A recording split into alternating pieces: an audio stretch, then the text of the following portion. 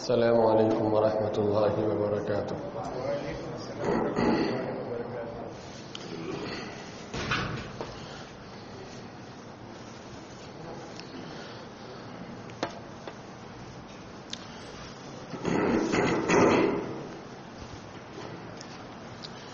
الحمد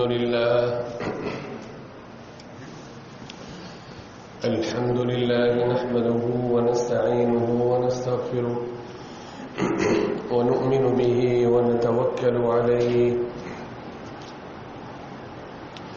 ونعوذ بالله من شرور أنفسنا ومن سيئات أعمالنا.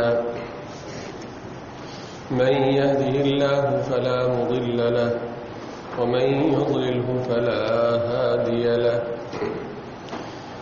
ونشهد أن لا إله إلا الله وحده لا شريك له.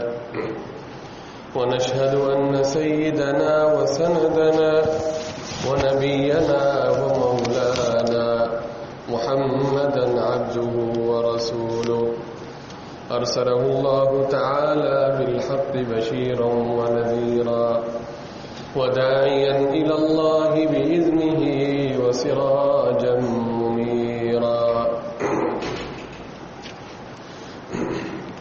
أما بعد فأعوذ بالله من الشيطان الرجيم.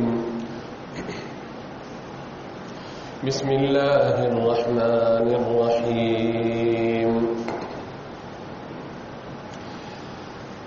أمن خلق السماوات والأرض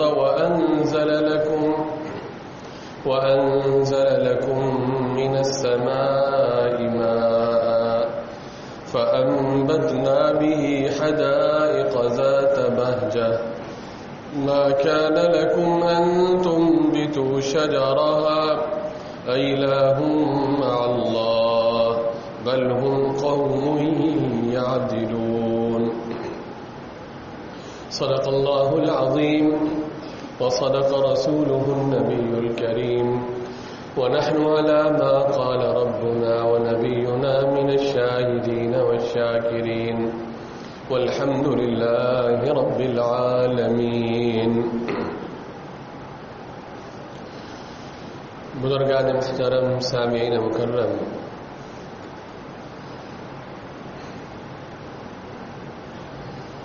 قرآن پاک کی آیات کی روشنی میں اللہ تبارک و تعالی کی قدرت کے دلائل بیان کرنے ہیں. انبیاء علیہم الصلاۃ والسلام دنیا میں تشریف لائے جو اللہ تبارک و تعالی اور انسانوں کے درمیان واسطہ اور ذریعہ بنا کر بھیجے گئے. انبیاء علیہم الصلاۃ والسلام نے جو انسانیت کو سب سے پہلا سبق پڑھایا، سب سے پہلی تعلیم دی، وہ اللہ تبارک و تعالی ہی کا تعارف کرایا، اللہ ہی کی پہچان کرائی اور سب سے پہلے عقیدہ توحید کا برملا اظہار فرمایا. توحید کا عقیدہ یہ بنیادی عقیدہ ہے. اس عقیدے کے بغیر کسی بھی انسان کی نجات ناممکن ہے. وہ کسی صورت میں بھی جنت میں داخل نہیں ہو سکتا جسے عقیدہ توحید حاصل نہ ہو. اپنی زندگی میں وہ اپنے حساب سے اور اپنے گمان کے مطابق کتنے ہی اچھے اعمال کیوں نہ کر رہا ہو، انسانیت کی بھلائی سوچ رہا ہو، رفاہی کام خوب کر رہا ہو، لیکن اگر توحید کا عقیدہ اسے نصیب نہیں ہے تو وہ کامیاب نہیں ہو سکتا. توحید کا عقیدہ ہے کیا؟ بچے کو یہ معلوم ہے کہ جو پہلا کلمہ ہم پڑھتے ہیں وہ کلمہ توحید ہے. لا الہ الا اللہ محمد الرسول اللہ. اس کا پہلا حصہ اس میں یہ کہا گیا کہ لا الہ الا اللہ، اللہ رب العالمین کے علاوہ کوئی معبود نہیں، کوئی عبادت کے لائق نہیں. اور دوسرا حصہ جس میں آپ صلی اللہ علیہ وسلم کی رسالت کا ذکر ہے کہ حضرت محمد صلی اللہ علیہ وسلم اللہ کے رسول ہیں. توحید میں یہ بات شامل ہے کہ اللہ تبارک و تعالی کو ذات میں، صفات میں اکیلا، یکتا، تنہا مانا جائے، اس کا کوئی شریک نہیں، اس کا کوئی سہیم نہیں، اس کی کسی ذات میں بھی کوئی شریک نہیں، صفات میں بھی کوئی شریک نہیں. تنے تنہا وہ اپنی صفات میں خود ہی متصرف ہے. کائنات کے ذرے ذرے میں، کائنات کے پتے پتے میں اسی کا حکم چلتا ہے. وہ وحدہ لا شریک لہ ہے. نہ تو اس نے اپنا کوئی وزیر بنایا ہے، نہ اس نے اپنے اس کائنات کے نظام چلانے میں کسی کو اپنا کوئی شریک بنایا ہے، اور نہ ہی یہ اختیارات اللہ تبارک و تعالی نے اپنے علاوہ کسی اور کے سپرد کیے ہیں. مشکل کشا بھی وہی ہے، حاجت روا بھی وہی ہے، نفع و نقصان کا مالک وہی ہے، موت و حیات اسی کے ہاتھ میں ہے. عبادت کا تنے تنہا وہی لائق ہے، عبادت اسی کی جاتی ہے. آپ دیکھ لیجئے کہ عبادات کی مختلف اقسام ہیں، مختلف قسمیں ہیں، اور ان میں سب سے افضل العبادت وہ نماز. اب نماز میں آپ دیکھیں سجدہ، جس کے اندر انتہائی عاجزی اور تذلل اور انکساری انسان اختیار کرتا ہے، تو وہ سجدہ وہ صرف اور صرف اللہ رب العالمین کے لیے جائز ہے. پروردگار عالم نے یہ مقدس کتاب نازل کی. آج ہم جتنا یہ قرآن پاک کا مطالعہ کریں گے، قرآن پاک پڑھیں گے، گھر گھر کے اندر اس کا ترجمے کا سبق بھی ہونا چاہیے. مسجدوں میں قرآن پاک کے دروس کے حلقے قائم ہونے چاہیے. فیکٹریوں میں، کمپنیوں میں، جہاں جہاں اس انسان کی جہاں تک وسعت ہو، اللہ تبارک و تعالیٰ کے اس پیغام کو پھیلانا چاہیے. اور یقین مانیے کہ یہ عظیم کتاب یہ وہ کتاب ہے کہ اس سے بڑھ کر اور اس سے سچی اور کوئی کتاب تو ہے نہیں. توحید کا عقیدہ جتنا وضاحت کے ساتھ پروردگار عالم نے اپنے اس مقدس کلام میں بیان فرمایا ہے، اتنا صاف ستھرا سبق آپ کو اور کہاں ملے گا. میری تو کوشش یہ ہے ابھی کہ جتنا ہو سکے اپنی باتوں کی بجائے میں نے قرآن پاک کھولا ہوا ہے، قرآن پاک کی میں آیتیں پڑھتا جاؤں گا اور ترجمہ کرتا جاؤں گا. اس سے خود بخود ہمارا یہ جو عقیدہ توحید ہے یہ واضح ہوتا جائے گا. چنانچہ ارشاد باری تعالی ہے، اللہ تبارک و تعالی ارشاد فرماتے ہیں، امن خلق السماوات والارض وانزل لكم من السماء ماء، بھلا کس نے آسمانوں اور زمین کو پیدا کیا، وانزل لكم من السماء ماء، اور کس نے تمہارے لیے آسمان سے پانی برسایا، فانبتنا به حدائق ذات بہجہ، پھر ہم نے اسے سرسبز باغ اگائے، ما كان لكم ان تنبتوا شجرها، تمہارا کام تو نہ تھا کہ تم ان کے درختوں کو اگاتے. اب یہ جو آیت ہم نے پڑھی ہے اس میں کتنے جی عقیدے کے عقدے کھل گئے، اور کتنی باتیں کاش کہ ایک مسلمان صرف نفس ترجمہ ایک کان سے سن کے دوسرے کان سے نہ نکالے۔ اس آیت کریمہ سے کیا معلوم ہوتا ہے؟ اس سے یہ معلوم ہوتا ہے کہ آسمانوں کا خالق اللہ، زمین کا خالق اللہ، بارش برسانے والا اللہ، بارش وہی برساتا ہے۔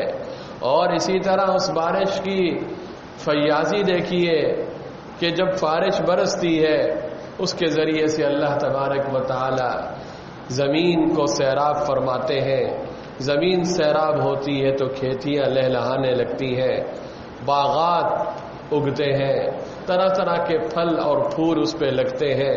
یہ سب کچھ کرنے والی ذات یہ اللہ کی ہے۔ پروردگار عالم نے اپنی یہ قدرت کی نشانیاں بیان کر کے انسانیت کو جھنجھوڑا اور اس سے پوچھا، فرمایا الہ مع اللہ، الہ مع اللہ، کیا اللہ کے ساتھ کوئی اور بھی معبود ہے؟ بتاؤ بتاؤ، کوئی اور معبود ہے؟ آسمان اس نے بنایا، زمین اس نے بنائی، بارش وہ برساتا ہے، پھل پھول اور یہ باغات وہی اگاتا ہے۔ اب تم سے سوال کیا جاتا ہے کہ جو ہستی یہ کرتی ہے اس کے علاوہ کوئی اور تمہارا معبود؟ کیا کوئی اور یہ اللہ کے علاوہ یہ کام کر سکتا ہے؟ ظاہر سی بات ہے کہ اللہ کے علاوہ کوئی بھی کائنات کے اندر، چاہے وہ ملک مقرب ہو، بڑے سے بڑا معزز فرشتہ ہو، جی بڑے سے بڑا نبی ہو، بڑے سے بڑا ولی ہو، کوئی بھی ہو، کسی کے پاس یہ اختیار نہیں ہے۔ یہ اختیار صرف اور صرف رب العالمین کے پاس ہے۔ فرمایا الہ مع اللہ، کیا اللہ کے ساتھ اور بھی کوئی معبود ہے؟ بل ہم قوم یعدلون، ہرگز نہیں، اللہ کے علاوہ تو کوئی اور معبود نہیں، لیکن یہ لوگ رستے سے الگ ہو رہے ہیں، یہ غور و فکر استعمال نہیں کرتے۔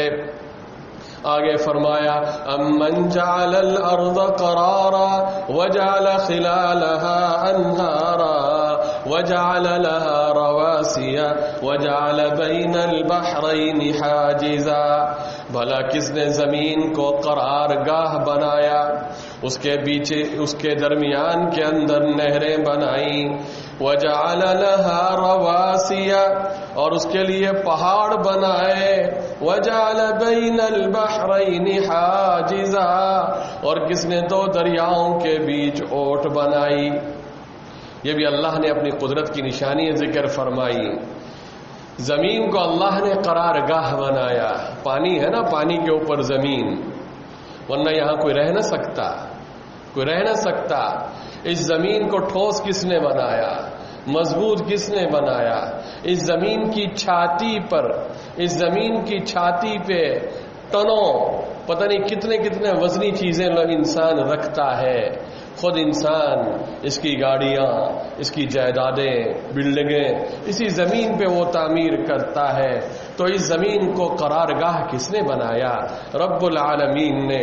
وجعل خلالها انہارا، اور اس زمین کے درمیان میں نہریں بھی اللہ نے بنائی، وجعل لها رواسي، اور اس کے لیے پہاڑ بھی اللہ نے بنائے، وجعل بین البحرین حاجزا، دو دریاؤں کے درمیان بیچ میں آڑ بھی اللہ نے بنائی۔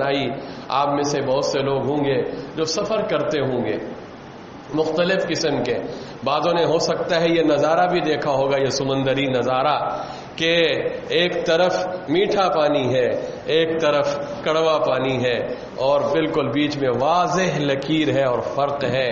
ایک ہی سمندر ہے، ایک طرف پانی کا رنگ الگ، دوسری طرف پانی کا رنگ الگ، ایک طرف جی پانی کا ذائقہ الگ، دوسری طرف پانی کا ذائقہ الگ۔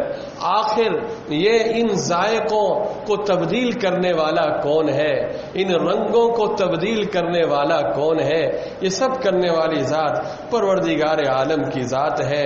وجعل بین البحرین حاجزا، اور ایک اور آیت میں یہاں آپ کو سنا دوں، اور یہ پروردگار عالم نے سورہ رعد کے شروع میں پروردگار عالم نے یہ بات ارشاد فرمائی ہے، فرمایا وهو الذي مد الأرض وجعل فيها رواسي وأنهارا ومن كل الثمرات جعل فيها زوجين اثنين يغشي الليل النهار إن في ذلك لآيات لقوم يتفكرون. اور وہی ہے جس نے زمین کو پھیلایا، اس میں پہاڑ اور دریا پیدا کیے اور ہر طرح کے میووں کی دو دو قسمیں بنائی. وہی رات کو دن کا لباس پہناتا ہے. غور کرنے والوں کے لیے اس میں بہت سی نشانیاں ہیں. اس کے بعد والی آیت سنیے، فرمایا وَفِي الْأَرْضِ قِطَعٌ مُتَجَاوِرَاتٌ، اور زمین میں کئی طرح کے ٹکڑے ہیں. فرمایا مختلف قسم کے زمین کے ٹکڑے، کسی زمین پہ کیا اگتا ہے، کسی زمین پہ کیا اگتا ہے، کسی زمین کی کیا خاصیت، کسی زمین کی کیا خاصیت. کہیں لوہا نکلتا ہے، کہیں تانبا نکلتا ہے، کہیں پانی نکلتا ہے جی، کہیں پیٹرول نکلتا ہے، کہیں کیا چیز ہوگی، کہیں کیا چیز ہوگی. فرمایا وَجَنَّاتٌ مِّنْ أَعْنَابٍ وَجَنَّاتٌ مِّنْ أَعْنَابٍ وَزَرْعٌ وَنَخِيلٌ صِنْوَانٌ وَغَيْرُ صِنْوَانٍ يُسْقَىٰ بِمَاءٍ وَاحِدٍ. انگور کے باغ، کھیتی اور کھجور کے درخت، بعض کی بہت سی شاخیں ہیں، بعض کی اتنی بھی نہیں ہوتی. سب کو ایک ہی پانی ملتا ہے، اوپر سے پانی برستا ہے، پانی ایک ہی طرح کا برستا ہے. زمین پہ پانی ایک ہی طرح کا اللہ برساتے ہیں.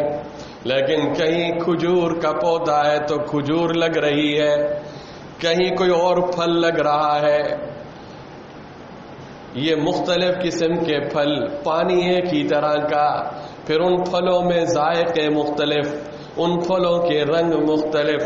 پروردگار عالم آگے فرماتے ہیں وَنُفَضِّلُ بَعْضَهَا عَلَى بَعْضٍ فِي الْأُكُلِ، اور ہم وَنُفَضِّلُ بَعْضَهَا عَلَى بَعْضٍ فِي الْأُكُلِ، اور ہم بعض میووں کو بعض پر لذت میں فضیلت عطا فرماتے ہیں.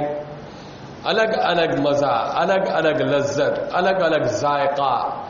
تو ان پھلوں میں الگ ذائقہ ڈالنے والی ذات وہ اللہ کی ذات ہے. یہ غور و فکر کی ہمیں دعوت دی جا رہی ہے کہ انسان ذرا سوچے تو صحیح کہ آخر ان چیزوں کے اندر یہ خوبیاں ڈالنے والی ذات یہ اللہ کی ذات ہے. بتاؤ تو صحیح یہ جو کام اللہ کے ہیں اللہ کے علاوہ کوئی اور کر سکتا ہے؟ سوال ہی پیدا نہیں ہو سکتا. ایک جگہ فرمایا فَلْيَنْظُرِ الْإِنسَانُ إِلَىٰ طَعَامِهِ، انسان اپنے کھانے کی طرف دیکھے، لقمے کی طرف دیکھے.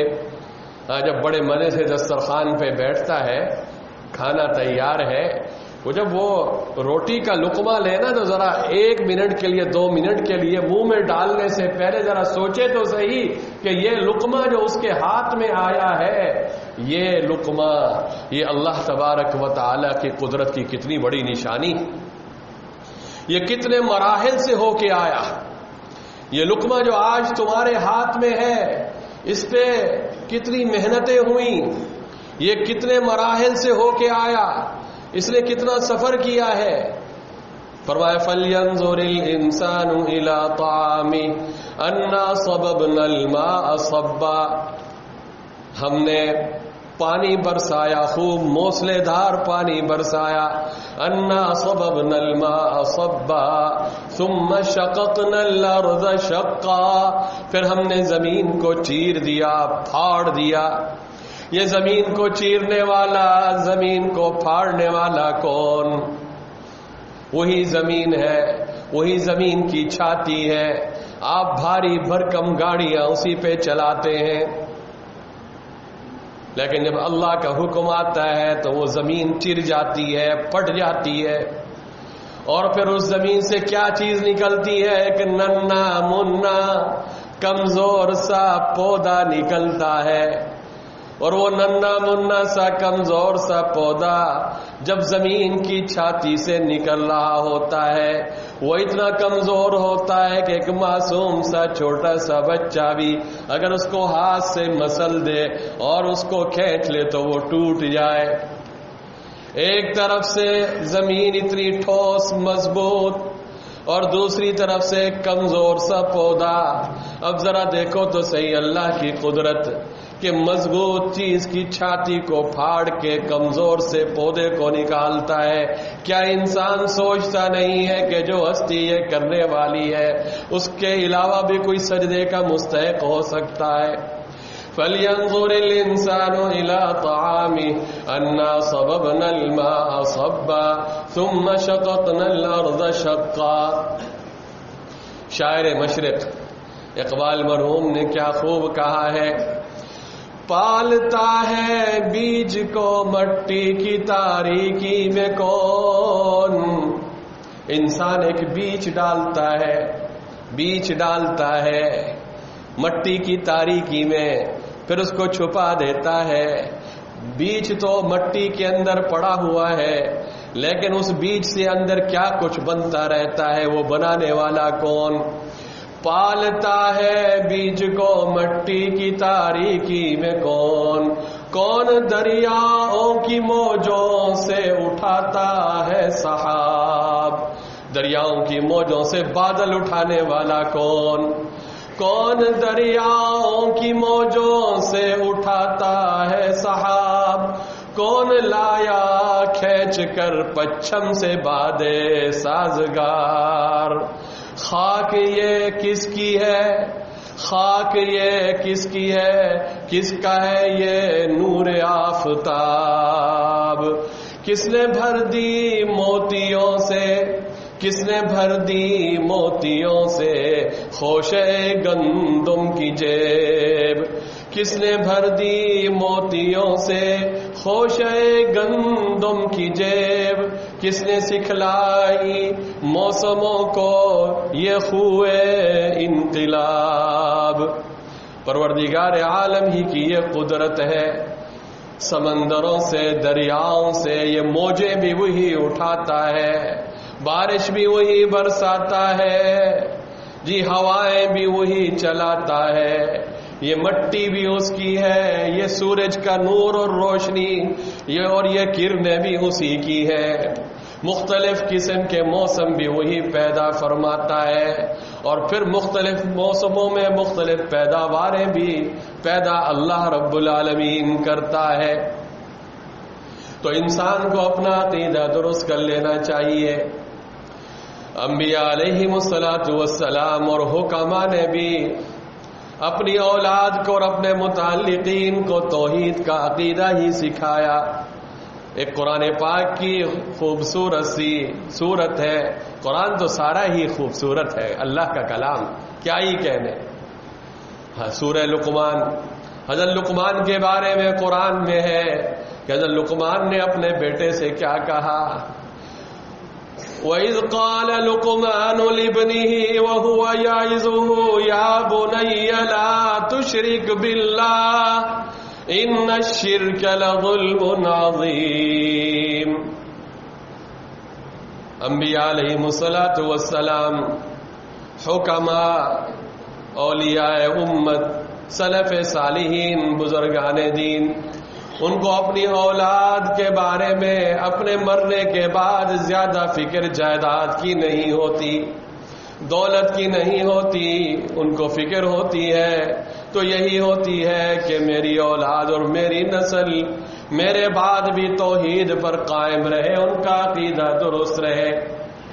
اب لقمان اپنے بیٹے کو نصیحت فرما رہے ہیں، واعظ فرما رہے ہیں، اور اس واعظ میں یہ باتیں نہیں کہ بیٹا میں تیرے لیے یہ چھوڑ کے جا رہا ہوں، تیرے لیے یہ چھوڑ کے جا رہا ہوں. آج ہم سب کو تو اسی کی فکر ہوتی ہے، لیکن حضرت لقمان کیا فرماتے ہیں؟ یا بنیا، اے میرے پیارے بیٹے، پیارے بیٹے، عربی زبان کا لفظ ہے میرے پیارے بیٹے، لا تشرک باللہ، اللہ کے ساتھ کسی کو شریک مت کرنا. ان الشرک لظلم عظیم، بے شک شرک تو بڑا ظلم ہے. سورہ بقرہ میں آپ نے پڑھا ہوگا حضرت یعقوب علیہ السلام کے بارے میں اللہ تبارک و تعالی فرماتے ہیں آخری وقت ہے، موت کا وقت ہے. اپنے بچوں کو جمع کیا یعقوب علیہ السلام نے، یعقوب کون ہے؟ جن کے والد بھی نبی ہیں، جن کے دادا بھی نبی ہیں، اولاد میں بھی نبی موجود، یعقوب ابن اسحاق ابن ابراہیم، اور ان کی اولاد میں سیدنا یوسف علی نبینا علیہ الصلاۃ والسلام ہے۔ آخری وقت بڑا ہی قیمتی وقت ہوتا ہے، وصیت کا وقت ہوتا ہے۔ اس وقت آدمی اپنی اولاد کو سب سے اہم بات کی تلقین کرتا ہے۔ تو کیا فرمایا؟ فرمایا ام کنتم شہداء اذ حضر یعقوب الموت، کیا تم اس وقت حاضر تھے؟ ام کنتم شہداء، کیا تم اس وقت گواہ تھے؟ کیا یہ واقعہ تم دیکھ رہے تھے؟ اذ حضر یعقوب الموت، جب حضرت یعقوب علیہ السلام پہ موت حاضر ہو گئی، وفات کا وقت ہے، موت کا وقت قریب ہے۔ اذ قال لبنیہ ما تعبدون من بعدی، جب انہوں نے اپنے بچوں سے کہا، بیٹوں سے کہا، ما تعبدون من بعدی، میرے بعد تم کس کی عبادت کرو گے؟ جی کوئی اور ہوتا، ہم جیسے لوگ ہوتے، پتہ نہیں میرے بچوں بعد میں میرے بعد کہاں رہیں گے، کیا کھائیں گے۔ بھائی اس کی فکر، یہ رزق کا ذمہ اللہ نے خود لیا ہوا ہے۔ اولاد نیک ہوگی، صالح ہوگی تو اللہ اس کو ضائع نہیں فرمائیں گے۔ حضرت یعقوب علیہ السلام نے پوچھا، اے میرے بیٹو، میرے بعد تم کس کی عبادت کرو گے؟ ما تعبدون من بعدی، تو جواب میں کہا، قالوا نعبد الہک و الہ آبائک ابراہیم و اسماعیل و اسحاق الہا واحدا ونحن له مسلمون۔ اپنے والد سے کہتے ہیں کہ ہم آپ کے بعد بھی آپ کے معبود کی یعنی رب العالمین کی عبادت کریں گے، ابراہیم کے معبود کی عبادت کریں گے، اسحاق کے معبود کی عبادت کریں گے، ہم اللہ کی عبادت کریں گے، وَنَحْنُ لَهُ مُسْلِمُونَ، ہم اسی کے فرما بردار رہیں گے۔ ہمارے پیارے حبیب آقا نامدار شافع معشر ساقی کوثر حضرت محمد عربی صلی اللہ علیہ وسلم نے بھی یہی عقیدہ توحید بیان فرمایا۔ آپ نے اپنے ایک صحابی سے کہا کہ لا تشرک باللہ شیئا، اللہ کے ساتھ کسی کو شریک مت کرنا۔ وَإِن قُتِلْتَ أَوْ حُرِّقْتَ، اگر تجھے قتل کر دیا جائے، تجھے زندہ جلا دیا جائے۔ توحید کی ضد شرک ہے، اور شرک اللہ تبارک و تعالی معاف فرمائے۔ اگر کسی کا خاتمہ شرک پر ہو گیا تو یاد رکھیے وہ جنت میں نہیں جا سکتا۔ ہر گناہ کو اللہ تبارک و تعالی چاہے تو اپنے ماذ فضل و کرم سے معاف کر دیں، لیکن اللہ نے یہ ضابطہ بنایا ہے، اللہ پر کوئی جبر نہیں کر سکتا، لیکن اللہ نے یہ ضابطہ بنایا ہے کہ جو شرک کی حالت میں مرے گا اور اسی عقیدہ شرک پر وہ دنیا سے رخصت ہوگا، وہ جنت میں کبھی داخل نہیں ہو سکے گا۔ اللہ نے جنت مشرکین کے لیے حرام قرار دی ہے۔ فرمایا ان اللہ لا یغفر ان یشرک بہ ویغفر ما دون ذلک لمن یشاء ومن یشرک باللہ، جو اللہ کے ساتھ شرک کرتا ہے اللہ نے اس پہ جہنم، جی ہاں اس کے لیے جہنم واجب ہے، وہ جہنم میں جائے گا۔ تو میرے بھائیو، دوستو، بزرگوں، مختصر سی چند باتیں میں نے آپ حضرات کے سامنے کی ہیں، اور میں آپ حضرات سے درخواست بھی کرتا ہوں کہ اللہ تبارک و تعالی ہمیں اگلی نشستوں میں توفیق دے کہ ہم اس سلسلے میں کچھ باتیں مزید آپ حضرات کے سامنے کریں۔ اخیر میں علامہ اقبال مرحوم کے کچھ اشعار جو اسی توحید کے متعلق ہے میں آپ کے سامنے پڑھ دیتا ہوں۔ کاش کہ یہ عقیدہ توحید اللہ تبارک و تعالی ہمیں بھی نصیب فرمائے، اور ظاہر ہے کہ ان اشعار میں انہوں نے کلمہ توحید کا بار بار اعادہ کیا ہے، تو ہم بھی کلمہ توحید لا الہ الا اللہ پڑھتے رہیں، لا الہ الا اللہ۔ یہ جو ذکر ہے اس کے بڑے فائدے، بڑے ثمرات، بڑے فائدے۔ انسان جی اٹھتے بیٹھتے چلتے پھرتے اللہ کا نام لے، اللہ کا ذکر کرے۔ آپ نے وہ حدیث ضرور سنی ہوگی کہ جس میں آپ صلی اللہ علیہ وسلم نے اپنے ایک صحابی سے کہا کہ تمہاری زبان ہمیشہ اللہ کی یاد سے تر رہے، اللہ کے ذکر سے تر رہے۔ اور عموماً ہوتا بھی یہی ہے کہ جس انسان کو جس سے محبت ہوتی ہے اس کا تذکرہ وہ انسان بہت زیادہ کرتا ہے۔ تو اٹھتے بیٹھتے چلتے پھرتے ہمیں لا الہ الا اللہ، سبحان اللہ، الحمدللہ، اللہ اکبر، یہ کلمات پڑھنے چاہیے انشاءاللہ۔ جی آپ دیکھیے گا کہ جب آپ کی زبان سے یہ کلمات بہت زیادہ کثرت کے ساتھ ادا ہوں گے تو وہ اللہ کی ذات ہمیں محروم نہیں کرے گی کہ دیکھو یہ میرا بندہ ہمیشہ میرا ہی تذکرہ کرتا ہے، میرا نام ہی لیتا رہتا ہے، تو انشاءاللہ اللہ اس ذکر کی برکت سے ہمیں بھی نورانی اور روحانی بنا دے گا۔ فرماتے ہیں خودی کا سر نہا، خودی کا سر نہا، لا الہ الا اللہ۔ آپ بھی پڑھتے رہیں، کیا ہوا اس سے؟ اللہ کا نام ہے خودی کا۔ اگر میں اس کی تشریح کروں تو اس کے لیے مجھے الگ گھنٹہ چاہیے، وقت نہیں، وقت ختم ہو چکا ہے۔